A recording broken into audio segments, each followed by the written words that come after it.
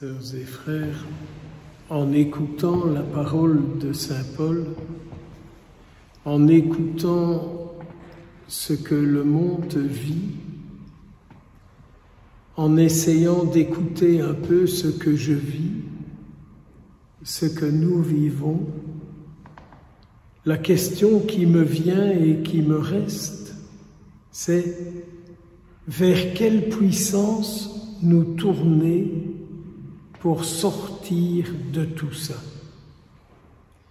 Ça ne vous est jamais arrivé de vous dire, mais vers qui se tourner pour sortir de tout ça? Je m'imagine que ces gens dans le pays du Seigneur, c'est ce qu'ils disent. Au chapitre de ma congrégation, la semaine dernière, quand on parlait du rapport, que ce soit au Congo, en Côte d'Ivoire ou à Haïti, qui dépendent de notre province, ils sont dans un état de terrible souffrance. Vers qui se tourner? Et quelle graine devrait-elle être plantée pour que les gens aient une nourriture qui les sorte de leur misère? Une nourriture qui permet de sortir de la misère physique, psychologique, spirituelle. Alors je comprends que le Seigneur dit « Je suis venu pour implanter le royaume de Dieu ». Je suis convaincu et je comprends que notre Seigneur Jésus vous dit à vous aussi, tu es là pour donner vie au royaume de Dieu. Tu es là pour construire le monde de Dieu. Tu es cette graine du royaume des cieux, là où tu te trouves.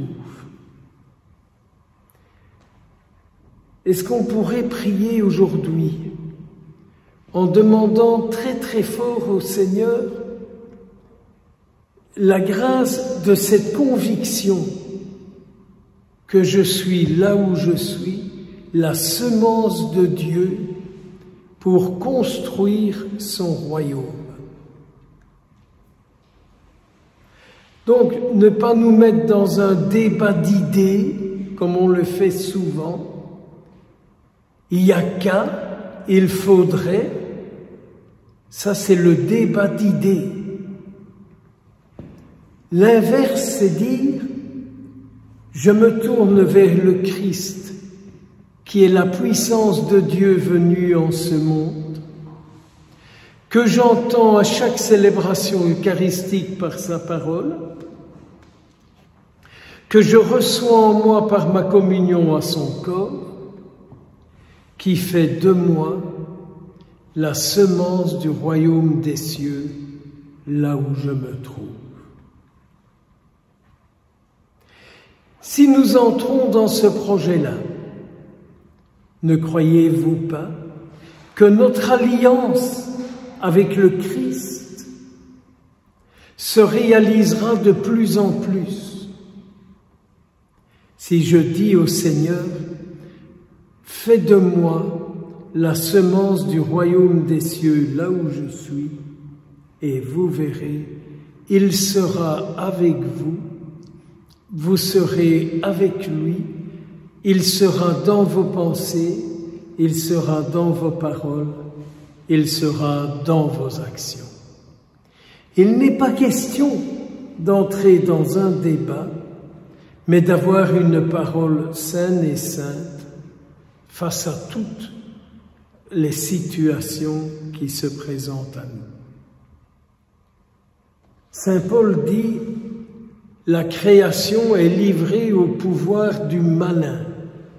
Mais c'est sûr, la création, je suppose que Saint Paul met dedans non seulement les arbres et les petites fleurs, les petits oiseaux, les petits poissons, les petits chiens et les grands chats, Je ne pense pas que saint Paul ne pense uniquement qu'à ce type-là, mais qu'il pense aussi à toutes les créatures qui sont livrées aujourd'hui au pouvoir du malin et qui ne savent plus vers qui se tourner. Alors on comprend que saint Paul, qui ait bien compris ça, dise « Mais ils attendent de voir la révélation des fils et des filles de Dieu. »